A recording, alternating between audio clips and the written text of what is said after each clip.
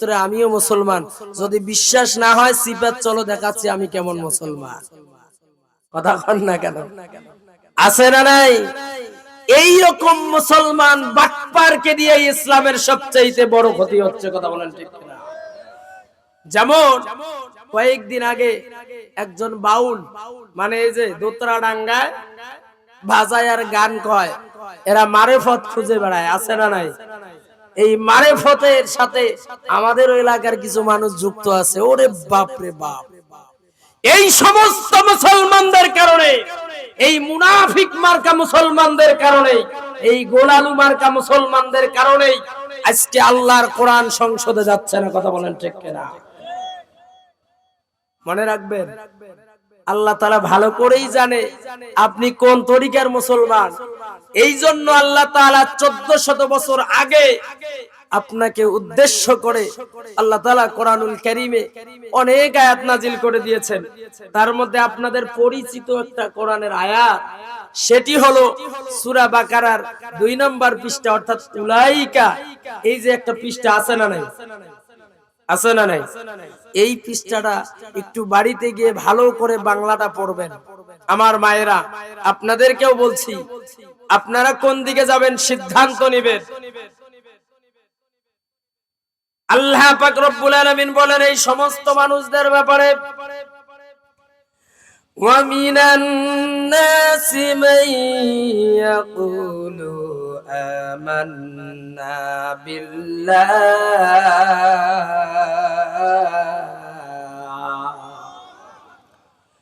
ওয়া বিল ইয়াউমিল আখির ওয়া মা হুম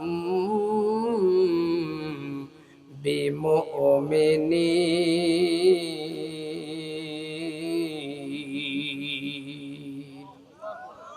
আল্লাহ পাক রব্বুল আলামিন বলেন, নবী হে, ওগো নবীজি, মানুষের মধ্যে এমন কিছু মানুষ রয়েছে যারা বলে আমরা আল্লাহ এবং শেষ দিবসের উপরে ঈমান এনেছি।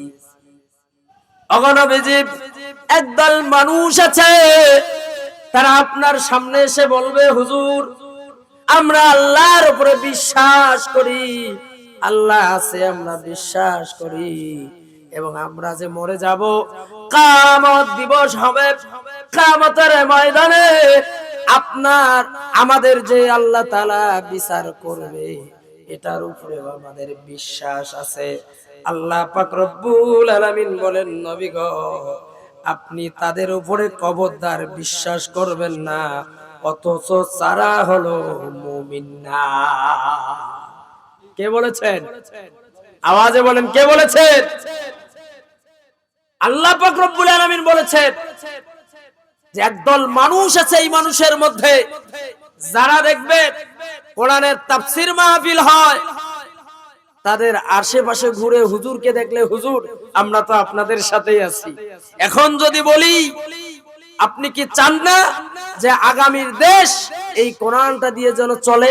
বলে যে হুজুর আমরা তো চাই কোরআন দিয়েই এই দেশটা চলুক, কিন্তু কাজে কর্মে চলায় বলায় তাদের আব্দুল্লাহ ইবনে উবাই ইবনে সুলুল ইবনে শয়তানের বাচ্চার মতো। কথা বলেন ঠিক কিনা? তাদের চলাফেরাটা হচ্ছে এরকম। সম্মানিত দ্বীনি ভাইয়েরা, আল্লাহ পাক রব্বুল আলামিন বলেন, গোলামেরা, তোমাদের ভিতরে এই মানুষগুলো কারা তাদেরকে চিহ্নিত করা লাগবে, চিহ্নিত করে তাদের থেকে দূরে থাকা লাগবে। কারণটা হলো এই সমস্ত মানুষগুলো আরেকজন মানুষের ঈমান হরণ করবার জন্য জম। বলেন নাউযুবিল্লাহ, জোরে বলেন না নাউযুবিল্লাহ। সম্মানিত দ্বীনি ভাইরা, তাহলে একমাত্র কেবলমাত্র শুধুমাত্র আমরা যারা এখানে আছি মুসলমান ভাইয়েরা বিশ্বাস করবে এবং ভয় করবে, ইবাদত করবে, গোলামি করবে, চামচামি করবে, তিনি আমাদেরকে, আওয়াজে বলেন কে? তাহলে সর্ব অবস্থায় কোন শয়তানের চামচামি চলবে না, কোন শয়তানের গোলামি চলবে না। গোলামি করতে হবে কার? আওয়াজে বলেন, গোলামি আল্লাহ। এখন আল্লাহর গোলামি করবেন, এই কারণেই আল্লাহ পাক রব্বুল আলামিন এই মহাবানী আল কোরআনুল কারীম খানা দিয়েছেন।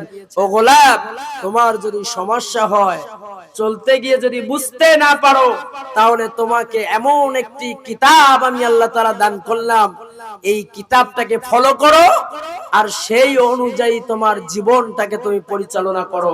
বলেন সুবহানাল্লাহ, জোরে বলেন সুবহানাল্লাহ। এই কোরআনের কাছে যারাই আসবে, এই কোরআনের কাছে যারাই আসবে, এই কোরআনের সংস্পর্শে যারাই আসবে, এই মানুষগুলো কষ্টি পাথর দ্বারা যাচাইকৃত আল্লাহর গোলাম হয়ে যাবে। কিয়ামতের ময়দানে এরাই আল্লাহর জান্নাতে যাবে ইনশাআল্লাহ। কথা বলেন ঠিক কিনা? তাহলে এই কোরআন যেখানে থাকবে, কোরআন যেদিকেই যেতে বলবে, এই কোরআনের সঙ্গে যারাই থাকবে আমরা তাদের সঙ্গে আছি না নাই? কথা বলেন আছি না নাই? সম্মানিত দিনী ভাইরা, তাহলে এই কোরআনে যা কিছু আছে সত্য না মিথ্যা? আওয়াজ হয় নাই মুসলমানের মতো, বলেন সত্য না মিথ্যা? আরো জোরে বলেন সত্য না মিথ্যা? তাহলে এই কোরআন যদি সত্য হয়, এই কোরআন যেদিকে যেতে বলবে আমরা যেতে রাজি আছি না নাই? কথা বলেন আছি না নাই? এখন আমি আপনাদেরকে একটা প্রশ্ন করি, সেটি হলো,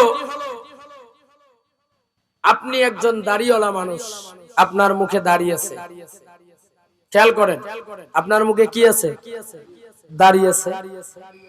আপনি হজ করেছেন, আপনি 5 ওয়াক্ত নামাজ পড়েন, তাহাজ্জুদের নামাজ পড়েন, সময় সুযোগ মতো দান করেন, সাদকা করেন, আপনি মনে করেন যাকাত দেন, ভালো ভালো কাজগুলো করেন। এখন আমার কথা হলো যে এই কোরআনের পক্ষে আপনি কাজ করতেছেন, কিন্তু আপনার বাড়ির পাশে একজন বড়লোক মানুষ, আপনার বাড়ির পাশে একজন বিত্তশালী মানুষ, আপনার বাড়ির পাশের একজন নেতা এই কোরআনের বিরুদ্ধে কাজ করে, মুখে তার দাড়ি নাই, 5 ওয়াক্ত নামাজ পড়ে না, সমাজের ভালো কাজগুলো করে না। বর্তমান যারা করতেছে মোটামুটি আলহামদুলিল্লাহ অনেককেই এখন দেখা যায় মোটামুটি 5 ওয়াক্ত নামাজও পড়ে, ভালো ভালো কাজগুলো করার চেষ্টা করতেছে। আপনি জানেন 2 দিন পরে এগুলো থাকবে না, এরকম সমাজে বর্তমান কিছু মানুষ আছে না নাই? বাইর হয় নাই মনে হয়, একটা মৌসুম চলছে, আছে না নাই? এখন আপনি বলেন, আপনি মুসলমানের বাচ্চা, আপনি যারা এই কোরআনের বিরুদ্ধে কাজ করে, আপনি দাড়ি রেখেছেন, নামাজ পড়েন, আপনি কেমন করে একজন বেনামাজি মানুষের পিছনে ছোটেন? আছে না নাই? আছে না নাই? এখন কথা হলো, আপনার কাছে প্রশ্ন, আপনি বলেন যে মানুষটা নামাজ পড়ে না, আপনি আপনার সমাজের লিডার হিসেবে তাকে মানতেছেন, আপনার নামাজ ঠিক আছে? কথা কয় না ঠিক আছে? হয়তো বলতেছেন হুজুর আপনি কি ভোট চাচ্ছেন? না, ভোট চাচ্ছি না, আমি ভোট চাচ্ছি কোরআনের পক্ষে। ভোট যদি দিতেই হয় তাহলে কোরআনের পক্ষেই দিতে রাজি আছি না নাই? কথা বলেন আছে না নাই? আমি কোন দলের পক্ষে চাচ্ছি না। এই কোরআনটাকে যেই মানুষগুলো সংসদে নিয়ে যেতে চায়, এই কোরআন দিয়ে যেই মানুষগুলো পার্লামেন্ট চালাতে চায়, এই কোরআন দিয়ে এই বাংলাদেশটা যারা সাজাতে চায়, এদের পক্ষেই বাংলাদেশের মানুষ থাকবে। কথা বলেন ঠিক কিনা? আমি বিশ্বাস করি আগামীতে যারা এই কোরআনকে মাইনাস করে সংসদে যেতে চায়, তাদের জিহ্বা ছিঁড়ে দিবে বাংলাদেশের মানুষ। কথা বলেন ঠিক কিনা? এখন সে যেই দলেরই হোক,